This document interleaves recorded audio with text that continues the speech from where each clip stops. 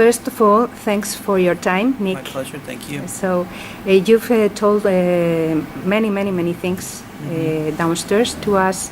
I found it very interesting what you were saying. But I've got some questions for you because our readers are people that is working in this field. So I think they may have some doubts about what you was saying downstairs. Okay. So the first one is related to Bitcoin again. Yep. Because you told us downstairs, I asked you something about it, but that was not the right question. Okay. The question is the following.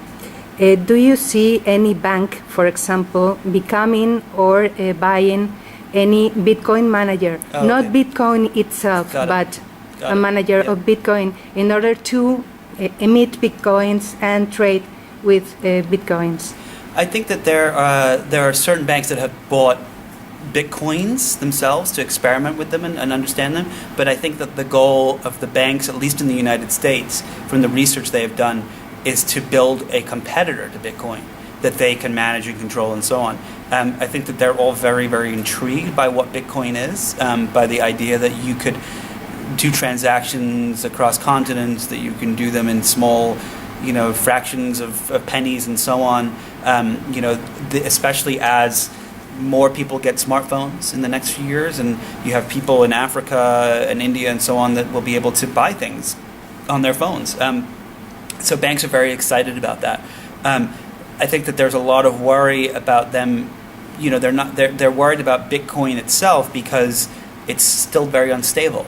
And it's interesting because right now it's actually been stable for quite some time, for a few months. It's around $358 a Bitcoin, and it's very stable, but it's very low, and so people are still waiting to see how this plays out. And I think that stability is a good thing, but it also has to rise, and for that to happen, there has to be more businesses that accept it, and more banks that trust it, and more countries that use it.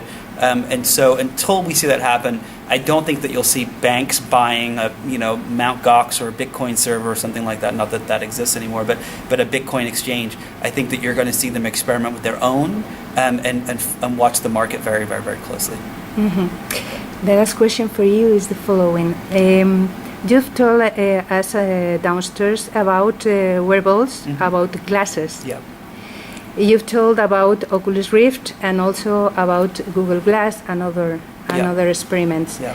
But Google Lens and so on. Yeah. But I've got the experience of the Google Glass, and I found it a little bit annoying because the light was right on my eye. Yeah. So do you think there's a future for a wearable like that for common use, or is more a future in industry or so on? It's a great question. I think that, so for now it's going to be industry. For now you'll have doctors that wear it when they do surgeries, so other doctors can see. You'll have people in conferences that'll wear it so that they can document what they're doing. Maybe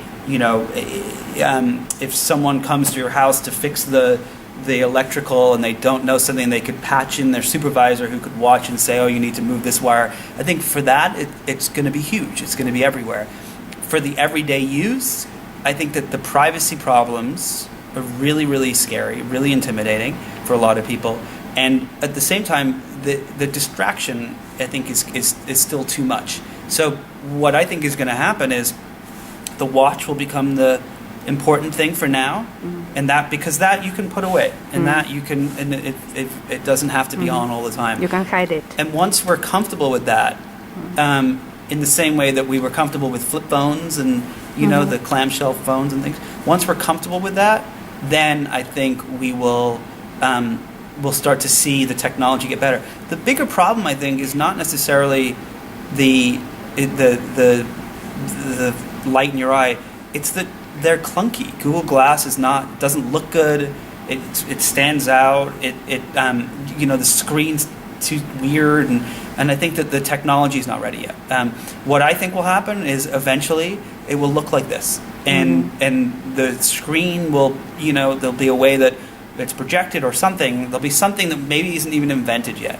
One company I saw in Silicon Valley is experimenting with this idea of not displaying on the screen, but shooting into the eye, almost like it's projecting into the eye, which makes it look like it's a theater. And they're exploring that as an idea. And I think that once those things happen, that will be more of an example of that. But until then, I absolutely think it'll be part of industry and lots of different businesses. And the third question for you is about content, because you told downstairs, you answered the question about the future of television, and you said that television is dead like we know it. So you've told about Vine, and you've told about the YouTube, and you've told something, and Oculus Rift also, leaving the television, not watching the television.